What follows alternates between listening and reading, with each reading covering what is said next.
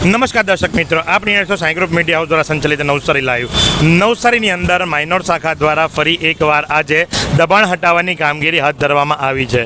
જે લારી ગલ્લાવાળાઓ છે, જે પોતાનું પેટીયું રડે છે, પોતાનું પેટીયું રડવા માટે એ લોકોએ જે થોડો ઘણો કબજો કર્યો હોય રોડ રસ્તા ઉપર, એ રોડ રસ્તા ઉપરનો કબજો જે ખરો એ કબજો આજે હટાવવા માટે નગરપાલિકા કટિબદ્ધ બન્યું છે. જે પ્રમાણે આપ જુઓ છો એ પ્રમાણે કે આજે પહેલાં એ લોકોએ ટાટા હોલ પાસેથી લારીઓ જે બધી ખરી એ હટાવી છે, અને ત્યારબાદ હવે લાયન્સ હોસ્પિટલની બહાર જે તરોપાવાળાઓ છે, તરોપાવાળા પાસેથી લારી હટાવી રહ્યા છે.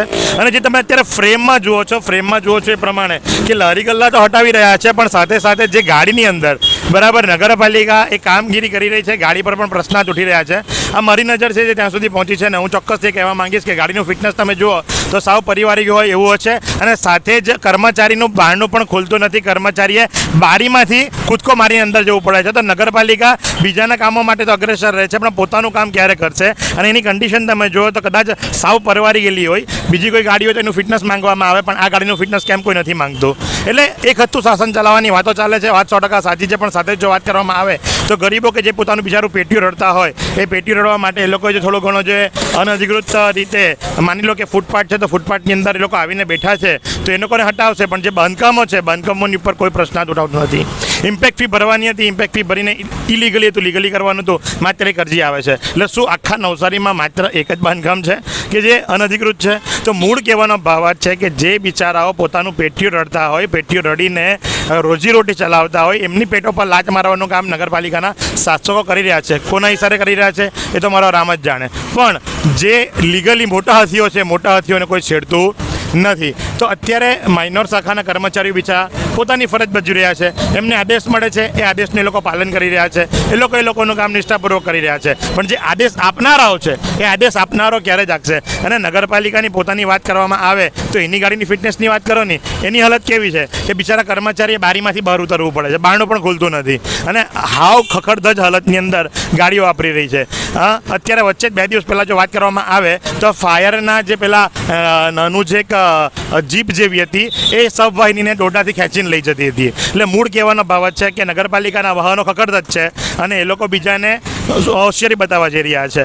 બરાબર, મોટા બાંધકામો છે એની ઇમ્પેક્ટ ફી ભરાવીને લીગલી કરાવી શકાતું નથી, અને નાના બિચારા લારી ગલ્લાવાળાઓ કે જે પોતાનું પેટીયું રડે છે, બરાબર, એમને હેરાન પરેશાન કરી રહ્યા છે. તો સત્તાધીશોએ જોવાનું એ જ છે કે ભાઈ ક્યાં સુધી આ રીતે તમે લોકોના મોઢા બંધ કરાવતા રહેશો. 156 આપી છે, શું આના માટે જ આપી છે કે લોકો બિચારા ત્રસ્ત થાય? તો જોવાનું એ જ રહ્યું કે હવે સત્તાધીશો જે ખરા એનો શું જવાબ આપે છે, કારણ કે અમે અહીંથી અટકવાના નથી. અમે જે તે સત્તાધીશને જ્યારે ખરા એને પણ પૂછીશું અને એની પાસેથી બી જાણીશું કે આ વિશે એમનું શું કહેવું છે. એવી કઈ હોસ્પિટલ છે જ્યાં કેન્સર માટે સર્જરીની સેવા હોય, કીમોથેરાપીની સારવાર હોય, રેડિયેશનની સારવાર હોય, પીટી સીટી સ્કેન હોય, કેન્સરની પેથોલોજી હોય, મેમોગ્રાફી હોય, એટલે કે બધું જ. હા, બધી જ સારવાર એક જ હોસ્પિટલમાં હોય. તે છે નવસારી નિરાલી કેન્સર હોસ્પિટલ.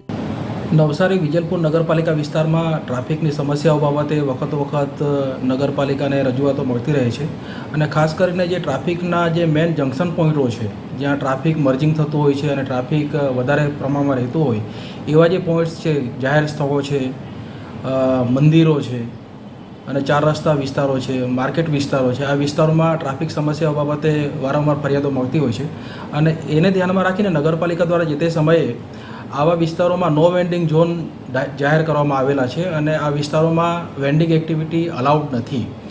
અને એને ધ્યાનમાં રાખીને આ જે વિસ્તારો છે એ વિસ્તારના જે લારી પર જે સ્ટ્રીટ વેન્ડર્સ છે, જે લોકો ધંધો કરી રહ્યા છે, એવા લોકોને વારંવાર નગરપાલિકા દ્વારા સૂચનાઓ આપવામાં આવેલી છે. અને આ જે નો વેન્ડિંગ ઝોન છે એ વિસ્તારમાં કોઈપણ પ્રકારની વેન્ડિંગ એક્ટિવિટી ન કરવા માટે તેમને જણાવવામાં આવેલ છે. તેમ છતાં પણ આ સ્ટ્રીટ વેન્ડર્સ દ્વારા રસ્તાઓ પર અને ખાસ કરીને જાહેર નાગરિકોને ટ્રાફિકમાં અડચણરૂપ થાય, અવર જવરમાં તકલીફ પડે એવી રીતે લારીઓ મૂકીને ટ્રાફિકની સમસ્યાઓ ઊભી કરવામાં આવી રહી છે. તો જેની વિરુદ્ધ નગરપાલિકા દ્વારા ડ્રાઈવ શરૂ કરવામાં આવેલી છે અને લારીઓની સામે પગલાં લેવામાં આવી રહ્યા છે. અને આ ડ્રાઈવ ચાલુ રહેવાની છે, અને જે ટ્રાફિકમાં જાહેર નાગરિકોને અવરજવરમાં તકલીફ પડે, ટ્રાફિકને તકલીફ પડે એવા લોકેશન પર જે લોકો સ્ટ્રીટ વેન્ડર્સ અવરોધ ઊભા કરી રહ્યા છે તેમની સામે કાયદેસરના પગલાં આવનારા સમયમાં પણ લેવામાં આવશે. નગરપાલિકા દ્વારા સેનિટેશન ચાર્જ પેટે, ખાસ કરીને સેનિટેશન મેન્ટેનન્સ ચાર્જ પેટે આવા જે લારીવાળા છે એમની પાસે નિયમો અનુસાર ચાર્જિસ વસૂલ કરવામાં આવે છે. આ જે ચાર્જિસ છે એ ચાર્જિસ સેનિટેશન ક્લિનિનેસ ચાર્જિસ હોય છે. અને આ જે લારીઓ છે એ લારીઓએ મોબાઈલ રહીને અવર જવર હરતી ફરતી લારી તરીકે એ લોકોએ પોતાની સ્ટ્રીટ વેન્ડિંગની એક્ટિવિટી કરવાની હોય છે. અને આ સ્ટ્રીટ વેન્ડિંગ એક્ટિવિટી કોઈ એક જ લોકેશન પર બેસીને કાયમ સ્થાયી રૂપમાં આ પ્રકારની એક્ટિવિટી લારીવાળા કરી નહીં શકે. અવર જવર હરતી ફરતી લારી તરીકે સ્ટ્રીટ વેન્ડિંગ એક્ટિવિટી કરીને તેમાં રોજગારી મેળવે એમાં નગરપાલિકાને પણ કંઈ વાંધો નથી હોતો. પરંતુ એક જ જગ્યાએ સ્થાયી થઈને અને ટ્રાફિકમાં અડચણરૂપ થાય તે રીતે દબાણો કરીને અને ગંદકીના પ્રશ્નો ફેલાવવામાં આવી રહ્યા હોય તો એવા સંજોગોની અંદર નગરપાલિકા દ્વારા કાર્યવાહી કરવી જરૂરી છે. અને જેને ધ્યાનમાં રાખીને જાહેર હિતમાં નગરપાલિકા દ્વારા કાર્યવાહી કરવામાં આવી રહી. મોટા દબાણોની સામે પણ કાર્યવાહી કરવામાં આવશે. ખાસ કરીને જે પાર્કિંગમાં દબાણો થયા હોય અને ખાસ કરીને જે એપાર્ટમેન્ટો છે, મોટા કોમર્શિયલ પ્રોજેક્ટો હોય એની અંદર પાર્કિંગમાં જે કંઈ પણ દબાણો થયા હોય એનું પણ આવનારા સમયની અંદર સર્વે કરીને નિયમ અનુસાર પ્રક્રિયા હાથ ધરીને આવા દબાણો સામે પણ નગરપાલિકા દ્વારા આવનારા સમયમાં કાર્યવાહી કરવામાં આવશે. એસકે કન્સલ્ટન્સી, જ્યાં ઇન્સ્યોરન્સ અને ઇન્વેસ્ટમેન્ટ સર્ટિફાઈડ ફાઇનાન્શિયલ પ્રોડક્ટ્સ ડિસ્ટ્રીબ્યુટરતા ધરાવે છે, જે 2011થી સતત ગ્રાહકોની સેવા કરી રહ્યો છે, જેના 1000થી પણ વધુ સંતુષ્ટ ગ્રાહકો છે. અમારી સેવામાં life insurance, term plan, health insurance, personal accident insurance, home insurance, business insurance, traditional insurance plans, mutual funds, SIP અને વિવિધ પ્રકારની સેવાઓ ઉપલબ્ધ છે. અમારે ત્યાં insurance planning, child education, marriage planning, retirement planning, emergency fund planning, અન્ય નાણાકીય લક્ષ્યનું આયોજન કરાય છે. અહીં એલઆઈસી પ્રીમિયમ કલેક્શન સેન્ટરનું પણ કામ કરીએ છીએ. સાથે જ આ ઉપરાંત એક જ કોલ પર ઘર બેઠા તમામ સેવાઓ પણ આપીએ છીએ. મ્યુચ્યુઅલ ફંડ્સ અને ઇન્સ્યોરન્સ ઇન્ડિયાની દરેક કંપનીઓનું કામ કરવા સાથે અન્ય વિવિધ પ્રકારની સેવાઓ અને સુવિધાઓ પણ આપીએ છીએ. ત્યારે સરનામું નોંધી લો. SK consultancy, Ramvatika, ground floor, Kumbharwad, Navsari. અને વધુ માહિતી માટે સંપર્ક કરો સ્ક્રીન પર દેખાતા નંબર પર. તો હવે વેન્ડરોની સાથે વાત કરીશું, લારી ગલ્લાઓની સાથે વાત કરીશું કે રોજ બિચારા કમાય છે, રોજ ખાય છે અને એટલું જ નહીં, રોજે રોજ નગરપાલિકાને પૈસા પણ આપે છે. લીગલી નગરપાલિકા એમની પાસેથી પાવતી પડાવીને પૈસા લે છે. તો ત્યારે તમે જુઓ છો આ બધા દુકાનદારો છે ને દુકાનદારના સમર્થનની અંદર એક સમાજ સેવક પણ જોડાયા છે. ભાઈ, આપનું શું નામ છે?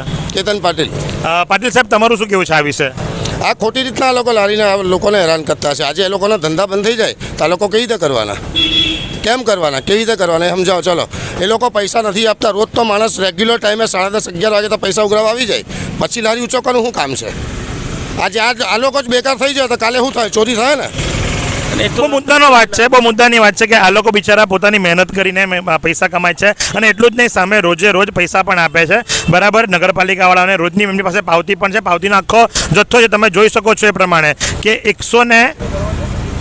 રોજના 35 રૂપિયા પૂરા, રોજના 35 રૂપિયા એક લારી પરના દીઠ એમની પાસેથી ઉઘરાવવામાં આવે છે. ને જેની આ રસીદ છે.